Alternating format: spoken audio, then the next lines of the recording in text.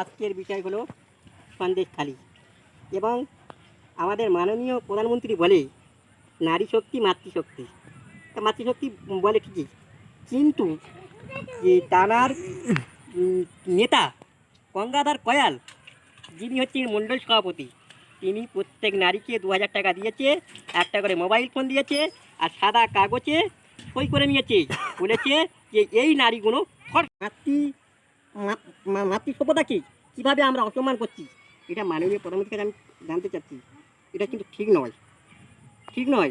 রাজা রামমোহন রায় বলেছিলেন, যতদিন পর্যন্ত নারী শক্তি মানে নারী শিক্ষা যতদিন পর না হচ্ছে, ততদিন পর আমাদের দেশ উন্নতি হবে না। কেন বলছে? যে একটা শিক্ষিত মা একটা শিক্ষিত পরিবার তৈরি করতে পারে, একটা শিক্ষিত সমাজ তৈরি করতে পারে। কেন? এটা মা শিক্ষিত হলে তার কন্যা শিক্ষিত হবে, তার পুত্র শিক্ষিত হবে, তার বাড়ির পরিবার শিক্ষিত হবে। আর সেখানে সেই নারীকে নিয়ে আপনি ছিলিমিলি করছেন, অপমান করছেন, এটা হচ্ছে আপনার চেয়ে।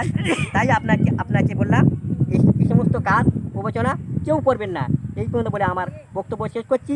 প্লিজ নমস্কার। আপনারা সাবস্ক্রাইবার করুন আর আমার চ্যানেলটাকে বেশি বেশি করে আমার কথাটা শেয়ার করুন এবং মাননীয় প্রধানমন্ত্রীর কাছে কথাটা পৌঁছে দিন। নমস্কার।